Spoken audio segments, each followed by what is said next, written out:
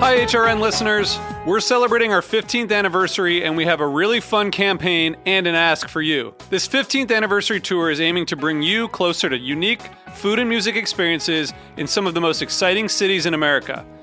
All the while, we're raising funds to support our work empowering the next generation of food systems storytellers through our fellowship programs. Here's how it works. Donate to HRN and be entered into a raffle in the city of your choice to win a dinner for two at a noteworthy restaurant and tickets for two to a concert at a prominent local venue.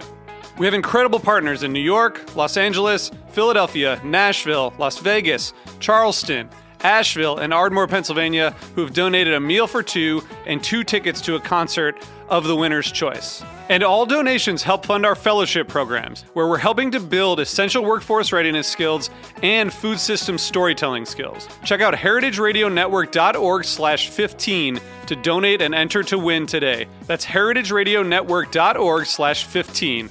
Thank you. This episode is brought to you by Castor and Pollux, maker of America's #1 organic pet food, Organics. Look for their newest line, Pristine, the only complete line of pet food made with responsibly sourced ingredients. Learn more at heritageradionetwork.org/pets.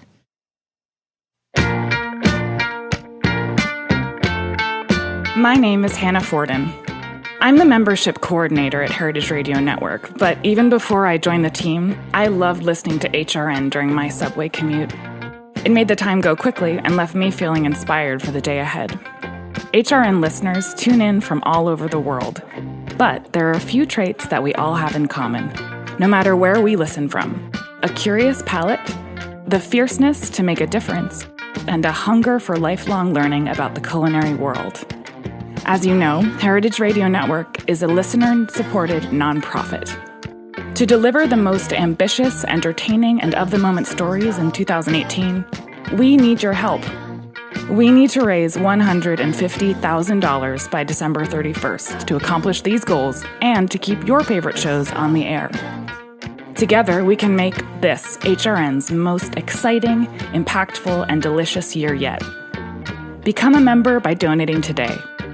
Join us at heritageradionetwork.org/donate, and you'll immediately start enjoying benefits such as VIP invitations to HRN events, where you will mix and mingle with your favorite hosts. Memberships also make a perfect holiday gift for all the foodies in your life. This year, why not give the gift of food radio? You'll hear your generosity in action for the year to come. Help keep our lights on and our mics hot by pledging your support today at heritageradionetwork.org/donate. Thanks for listening.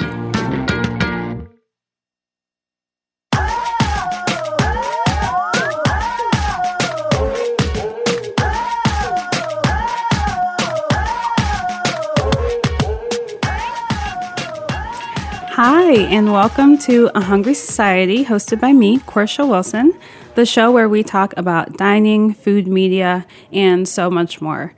Before we get into today's show, I want to remind listeners that we have a party coming up for Heritage Radio Network.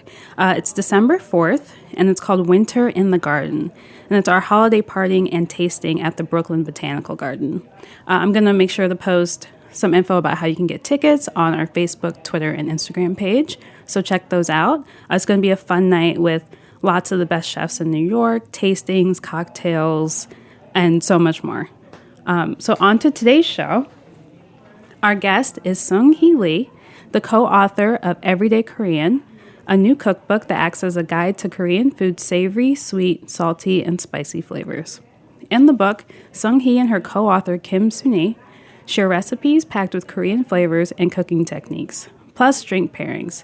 Seung Hee, welcome to Hungry Society. Thanks so much for having me. I'm so excited to have you on the program. The story of how you and your co-author met, your co-author Kim, is so interesting to me. Can you talk a little bit about how you two met? Of course. I met her as her interpreter back in 2008 in Seoul, and I was getting ready to head to grad school in Baltimore to start a PhD program. And Sunee had her first best-selling book, Trail of Crumbs, translated in Korean, and she was on a book tour, but simultaneously she was also looking for her biological parents. She's a Korean adoptee. And so we spent 2 weeks together. I was by her side the whole time. It was super emotional, but we both had the same thing in common, which was love for food. So I introduced her to Korea through food, and we just spent a good deal of time eating, crying, and became sisters at the end. So that's how we met. I love that story for two reasons. One, it should be a movie. Like, you guys should definitely shop that around because I would watch that. And then two, like, you were able to establish not only a connection between yourselves, but Kim was also able to learn about herself and her family and her history and heritage and all that through food. Exactly. And we talk about that quite a bit. And it's one of the reasons why we wrote the book. People say, oh, it smells like Thanksgiving when there's turkey and cranberry sauce here in the U.S. In Korea, when we make jeon, which is a savory pancake, we make a lot of them the day before, a main event for holidays, and we'll say, oh, it smells like New Year's Day. And I was making jeon at Sunee's house one day, at Kim's house one day, and I said that, and she's like, what does that mean? What does it mean that it smells like New Year's Day? So through cooking with her, it really helped her understand her heritage in a way, but I was also really honored to be able to explain that, because to me it was so everyday, like mundane fact, but to her it was like eye-opening, knowledge. Right. So, yeah. And that's really great. Yeah, that's what's cool about your cookbook too, is that you're very familiar with these flavors, but you, in the book, it's written in such a way so that if you're not familiar, you feel comfortable and you feel like you can build a pantry that has like these Korean flavors in it and incorporate those things into your kitchen and your cooking. Absolutely. More often. I mean, I moved to the United States about 9 years ago, and I learned quickly that I cannot make the same dish the way I used to in Korea because of lack of ingredients or just different kitchen setup, and a lot of had to be modified. And, I think one of those things that I'm really proud of in the book is that I really try to take that into account for every recipe. So it's meant to be American home cooks cookbook. Right. Can you talk a little bit about how important dining was for you growing up? Well, growing up, dining was eating, it was just who I was. And my mother was a nourisher, even though she was a working professional. She made sure we had good food on the table. But my father, he grew up in Busan, so he was very into seafood. So I would eat a lot of that, and that kind of is still who I am. I'm very drawn to seafood. It really is who I am. Like, my grandmother raised me, and things from fermenting soybeans to making kimchi, gutting fish, but making sure everything is nutritious. Like, every single member of my family were very into eating healthy, delicious food. I've been to Busan. Have you? Yeah, I have. And food is everywhere, especially seafood. Yes. You just see restaurants and stalls with fresh fish tanks, and they'll just oh my God, pull it out for you. Yeah, I mean, there's this legendary story of my 3-year-old self, apparently, that my parents always talk about, is that my parents were out eating sashimi, hue, raw fish, right along the side of the beach in Busan. And I was so eager to eat the raw octopus. They literally put a whole octopus on a stick, wrapped it around. Oh my goodness. And I was eating it like a lollipop. Wow. Yeah. And my mom still says, like, I knew you were going to be a wild eater. Like, what kind of 3-year-old, Yeah. eats an octopus like a lollipop? Right, it's like live octopus, no problem. I'll eat the whole thing. Yeah, Busan is gorgeous, and the beach itself, like even just the beach would be amazing enough. It's beautiful, but the food there was great too. Yeah. So can you talk about your travels to Korea and kind of the dining experiences that you've had there? Yeah, I was actually just there last month, although it wasn't really for the good reason. My grandmother is actually very sick. And so, yeah, I was there, and a lot of times my trip evolves around where I'm going to eat, what I'm going to eat. And this time around, I really stuck to classics and things that were meaningful to me and my grandmother. So, for example, in Busan, where she's currently staying at a hospital, I went to go eat 곰장어, which is like a type of eel that's sort of kind of gross looking. But I ate that because we shared really good memories eating that. Like, I was like screaming because it still moves when you cook them. I ate a little bit of that, but then when I was in Seoul, I did a little bit of fine dining. There are a few Michelin restaurants there now. They were just starting to get reviewed starting 2017. Really interesting Korean fusion flavors that chefs are experimenting with different kinds of beverage pairings. So traditionally, Michelin restaurant, you would expect wine pairings, but one of the restaurants I went to had a traditional Korean alcohol pairing, which really blew my mind, and I'm so excited to experience that and willing to kind of expand further to share it with my friends here in the U.S. So traditional Korean pairings like soju? No. Well, soju is, I can talk hours and hours about why soju is now, quote unquote, national beverage of Korea. But there are a lot more to Korean alcoholic beverages historically. So, for example, makgeolli is one of them. There's also other alcohol that involves different kinds of grains or like ginseng or certain types of fruits like plums, for example. And each region has their own concoction of making different kind of drinks. And one of which that really struck me the most was mead, like a honey wine. Made by these 3 graduate students from, Seoul National University.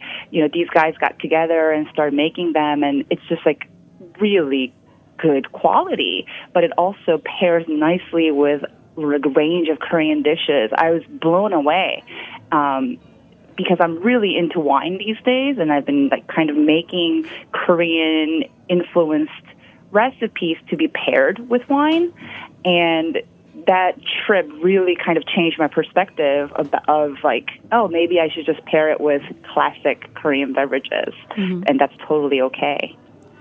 That's really fascinating. So I had quite a bit of soju while I was in Korea with a lot of my meals. But there is this whole world of different Korean products that in the U.S. we haven't had much exposure to yet. So it's really cool to hear you talk about these different traditional Korean liquors that you can have with your meal. Yeah, totally.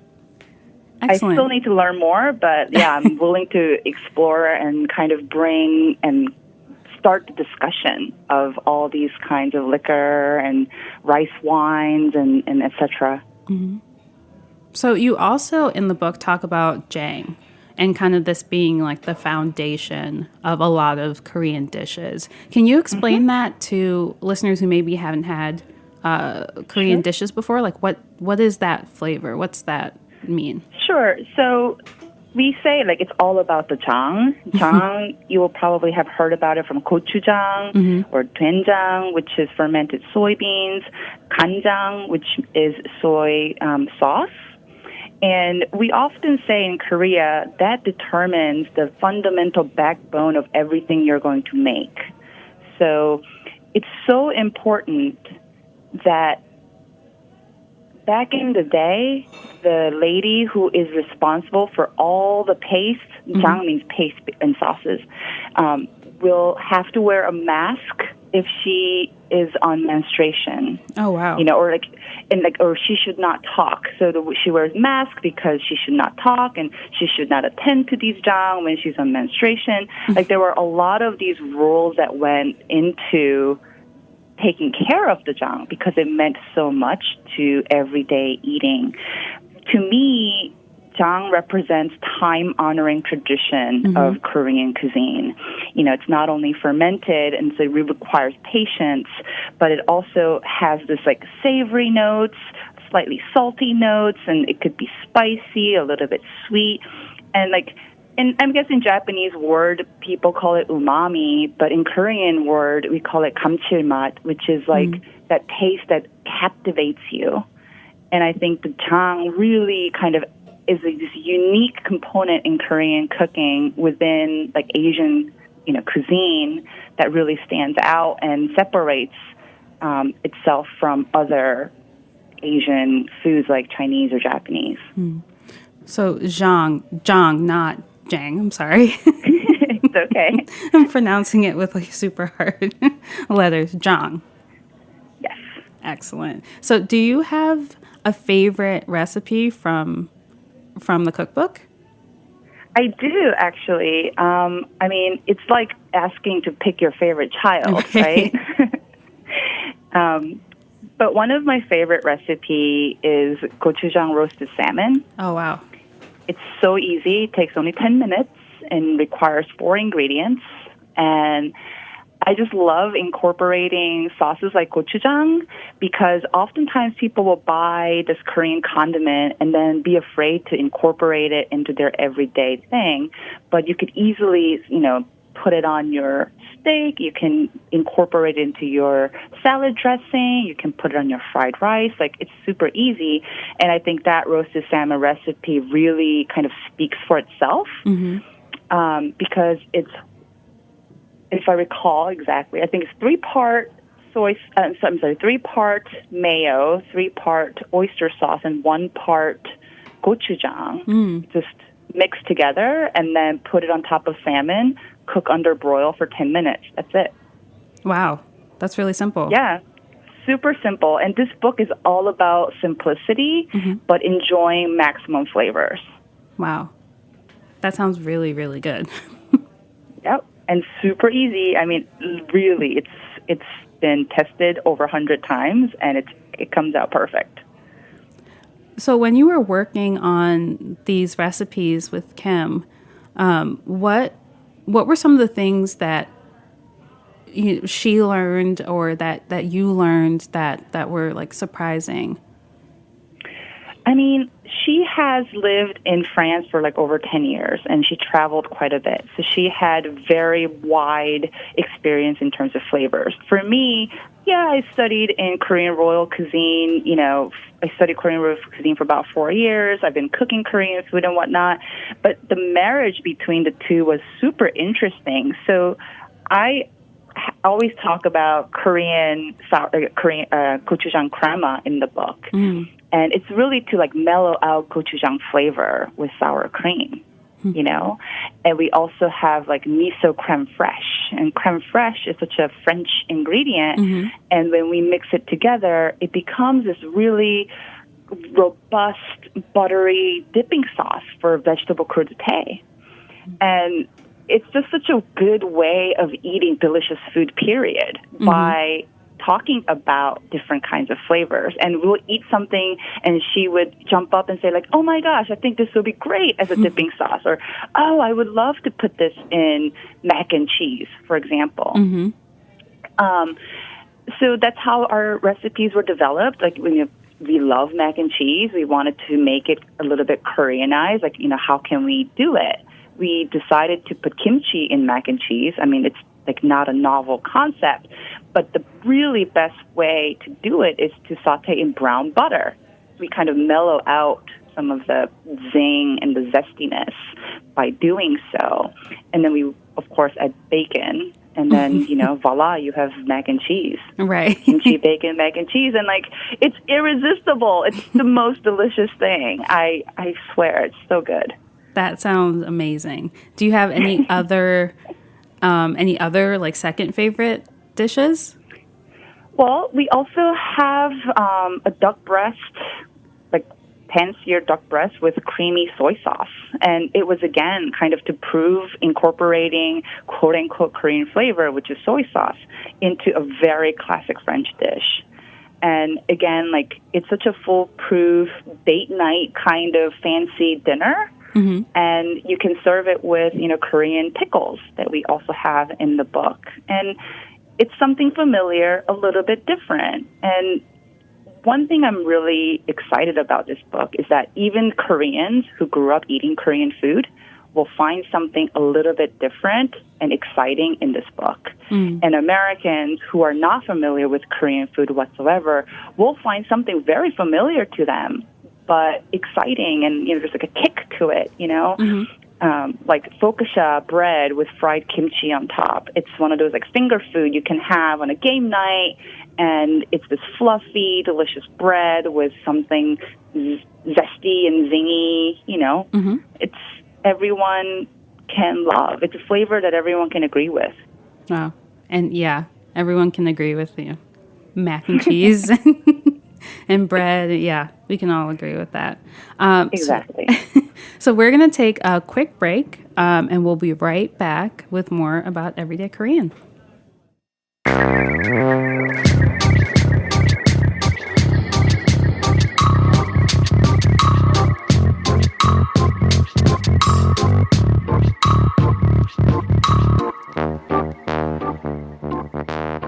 This episode is brought to you by Castor and Pollux, maker of America's #1 organic pet food, Organics. You put a lot of care and thought into what you eat. After all, you're a food radio listener. That thoughtfulness goes hand in paw with how you feed your pets. Purposeful pet food doesn't happen by accident. Castor and Pollux scours the earth to carefully select the best organic and responsibly sourced ingredients. New Pristine from Castor and Pollux is the only complete line of pet food made with ingredients that are responsibly raised, caught, or grown. Feed your dog or cat the new standard, like grass-fed beef, wild-caught fish, and vegetables grown without synthetic fertilizers or chemical pesticides. Pristine from Castor and Pollux. Purposeful pet food. Learn more at heritageradionetwork.org/pets.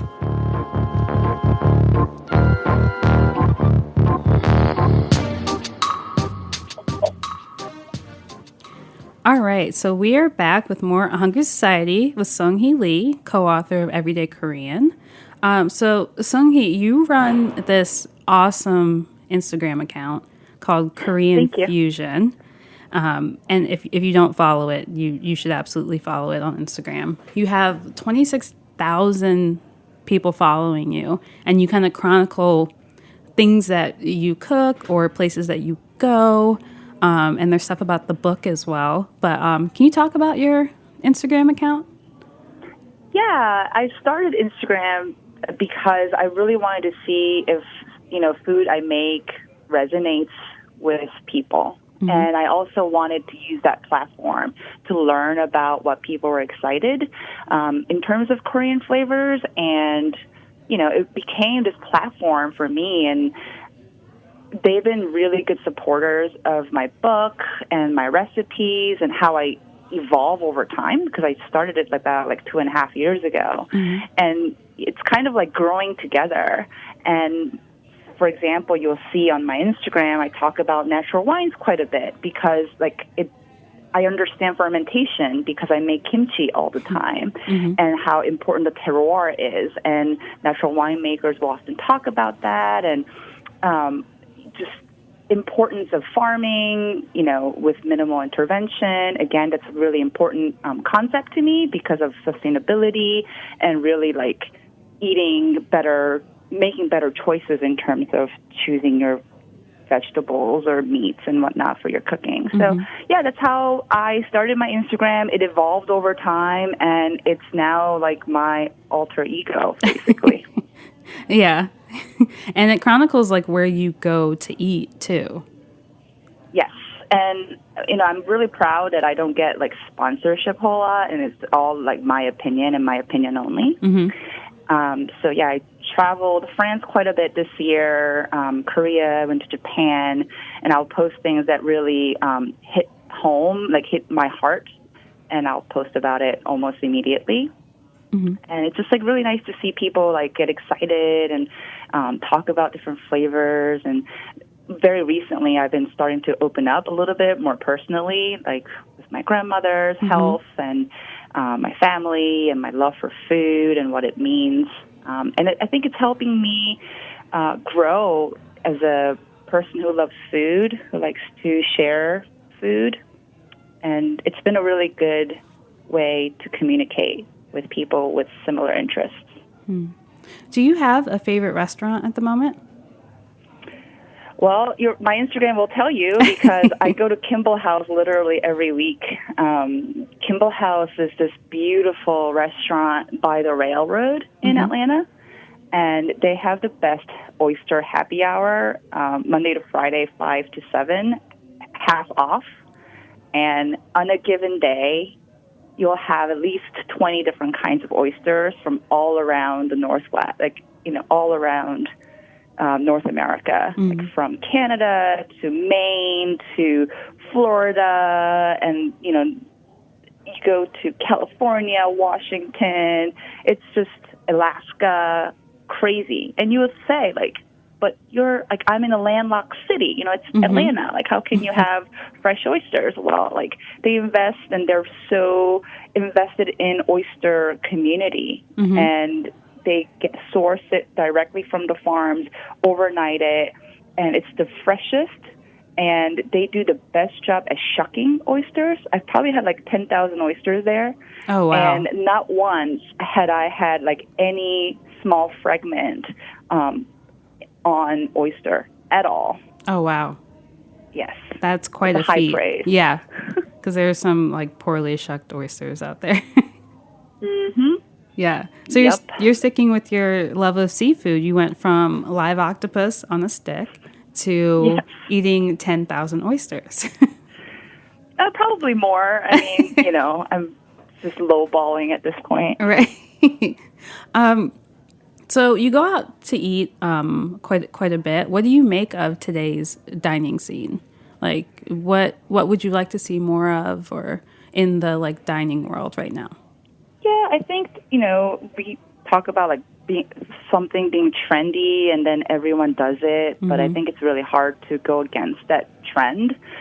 But I really want to see more exotic foods, for lack of a better word. I want to see more Korean flavors incorporated into everyday dining, or Japanese foods, or Thai flavors. And, you might argue, well, don't you think there's enough of that going on? But yes and no. I see gochujang used in barbecue sauces in a very hardcore American barbecue restaurant. But when I taste it, it's yeah, I mean, it's different. But for someone who grew up eating Korean food, the person did not know how to treat gochujang right in sauce form, because it could be a little bit bitter if you don't cook it well before putting other ingredients that goes into barbecue sauce, say ketchup or what have you. So I hope to see a little bit more of that in American dining scene, but I'm not complaining compared to 1994 when I was first here in the United States. People made fun of me eating rice and toasted seaweed. Oh, wow. When I say people, my classmates, was laughing, oh, you're eating seaweed, ha, ha, ha. Or oh, you're eating sushi, that's so gross. But, look at us now. Sushi is this fancy food that people are dying to eat.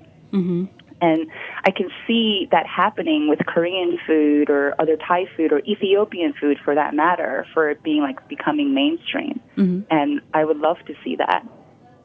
Yeah, here in New York, there have been a few Korean barbecue spots that have opened that focus on high-end cuts of barbecue meats. Can you talk about that style of dining. I don't know if there are any listeners who haven't had Korean barbecue, but it's like a very specific type of dining. Yeah, it's my pet peeve a little bit. I mean, I think there's a lot more to Korean cooking than Korean barbecue, but a lot of people, when I say, oh, yeah, I have a Korean cookbook, and the first thing they'll say is, oh, I love Korean barbecue. I mean, who doesn't?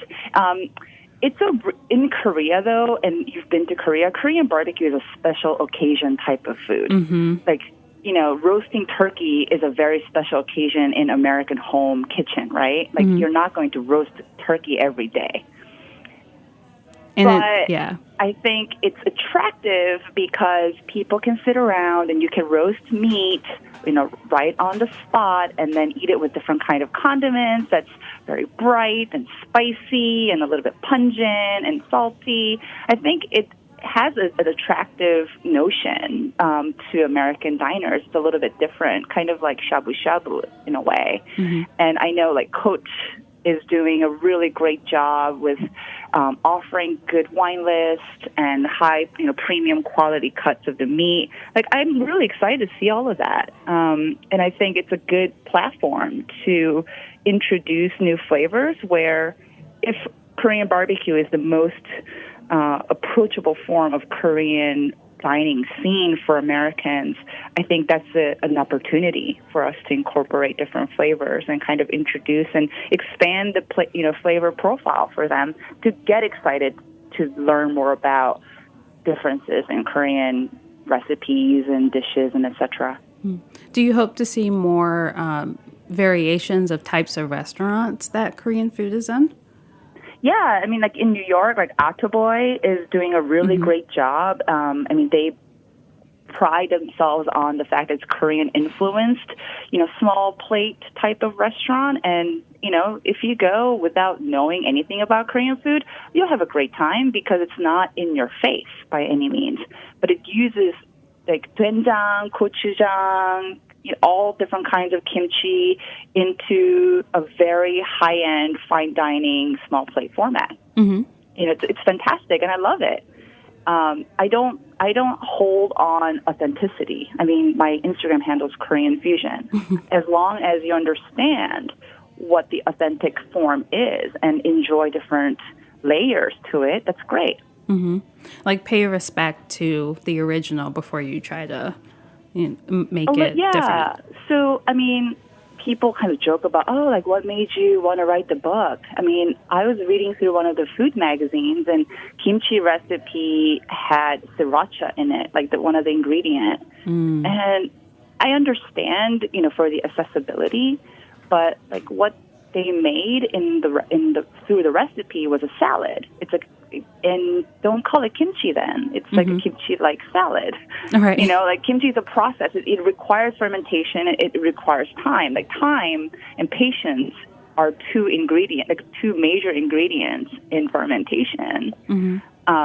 So I kind of really wanted to touch on that. And that said, in my book, I have varying kinds of kimchi recipes ranging from kimchi slaw, which is basically like a salad, to more serious kimchi for, you know, people who are more serious. But if you're not, or if you're afraid of fermenting anything, you could stick to, you know, quick fix kimchi salad or kimchi slaw, and they're equally delicious. Yeah, those sound really, really good. Thank you. Without naming names, or you can name them if you want to, can you talk about one of the worst dining experiences that you've ever had? Yeah, I'm not going to name them, but I think I think it kind of goes back to service. When I go into a restaurant, it was a Michelin star restaurant in Seoul, and I don't know what it was, but the servers were so arrogant. And I felt like I'm the one paying here, but I felt like I, you know, have to serve the servers, you know? And I really thought about that a little bit and came to a conclusion. Korean dining culture, we don't tip. So there's really no motivation for servers to go out of their way to provide incredible experience, you know? Here, I think a lot of times dining scene understands that people who are coming in want to have that experience, and therefore we pay tip. Mm-hmm. So, I wonder how things will shake out, in the long run, but it's just one of those things in Korea. Like, it's so difficult to have fine dining experience with the level of service I'm expecting when they look down on me, when, I'm the dining clientele. So, yeah, I think that was a bad experience for me. I probably won't go back. So you're saying you're interested to see how the whole no tipping movement will shake out for American restaurants? Yeah, American or Korean. Or Korean. Vice versa. Right. Yeah. Right. So I always ask all my guests this. If you could have your last meal in a restaurant, where would it be and who is invited? Well, I have to say it's not going to be a restaurant. It's going to be my grandma's kitchen. I'm sorry, it has to be that. And it would be a slow-cooked, aged kimchi stew with pork belly in it, which is my basically like deathbed food. And with just plain white rice, sunny side up egg on the side with some toasted seaweed. And who will be invited? I mean, like anyone who's willing to bring wine is invited. And, it'll be a great meal. And that's how I want to go after having that delicious stew that my grandma makes for me. How many people would you have? 4, because I have social anxiety and I don't want to be too nervous before I have to die, Right. But all So, four no more than people, 4. and all 4 people have brought wine, though. Oh, they better. Yes. Any specific wines that you would request that they bring? I have to have something bubbly, Right. That seems celebrate appropriate. my life, and it has to be nice and lively, and I'll be happy. Excellent. Well, you can find Seung Hee on Instagram at Korean Fusion. Where else can listeners check out Everyday Korean and find more of you? Yeah, Everyday Korean is available in your bookstores like Barnes & Noble, Amazon. Find me definitely on Instagram at Korean Fusion. And my co-author, Kim Sunee, has a website, www.kimsunee.com, and you can learn more about her recipes as well. Awesome. Well, thank you so much for taking the time to chat with me and be on Hungry Society today. Thank you. It was my pleasure. It was Thanks for having excellent me. to chat with you. Thank you so much for listening, and we'll catch you next time on the Hungry Society.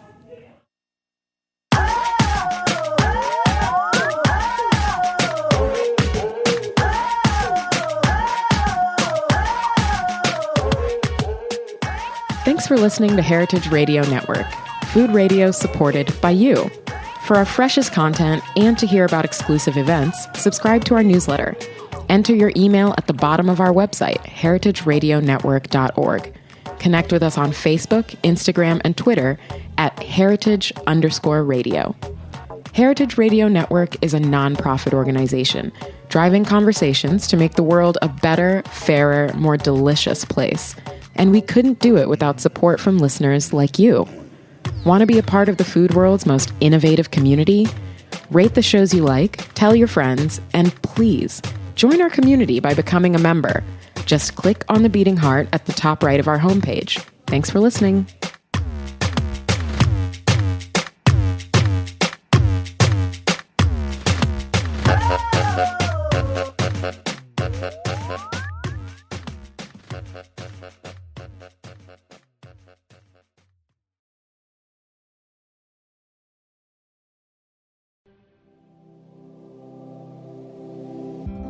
Hey there, I'm Lee Ullman here with some big news from the National Young Farmers Coalition. We're partnering with Heritage Radio Network on a special season of The Farm Report. It's all about what's happening with the Farm Bill and how it impacts farmers and eaters. I am growing diversified vegetables on land that's been in our family for 150 years. And so with the pandemic, gentrification, property values going up, we had to sell the land and we lost it. Join us as we uncover the untold stories behind this massive piece of legislation that shapes how we grow our food, what we eat, and so much more. The problems we have had, those are things that come from earlier Farm Bill and USDA policy, right? Like Earl Butts, get big or get out. It's my responsibility to know not only what I'm eating, but then like how that all came to be. And realize like, wow, like this piece of legislation, all this money, like it's technically something that I support as a taxpayer. While Congress debates the next Farm Bill, this is not just an invitation to listen. It's a call to action. Be part of the conversation. Subscribe to the Farm Report on Heritage Radio Network, wherever you listen to podcasts.